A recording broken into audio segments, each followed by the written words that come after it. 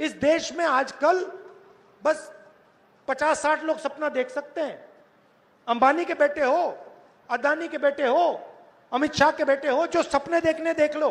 ഹരിയാന ഫയൽസിലൂടെ വീണ്ടും തെരഞ്ഞെടുപ്പ് ബോംബുകൾ പുറത്തുവിട്ട രാഹുൽ ഗാന്ധി അവിടെ നിർത്തുന്നില്ല.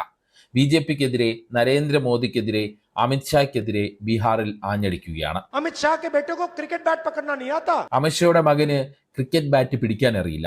रन लेना तो छोड़ दो, ഒരു റൺ എടുക്കുന്നത് പോലും പോട്ടെ, मगर है वो क्रिकेट का चीफ।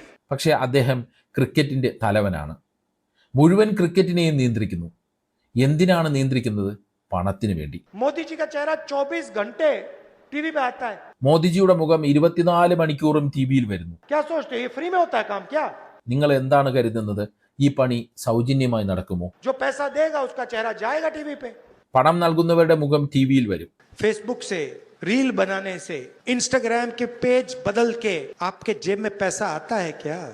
3 പ്രധാനപ്പെട്ട പോയിന്റുകളിൽ നിന്നുകൊണ്ടാണ് അദ്ദേഹം കാര്യങ്ങൾ വിശദീകരിക്കുന്നത്.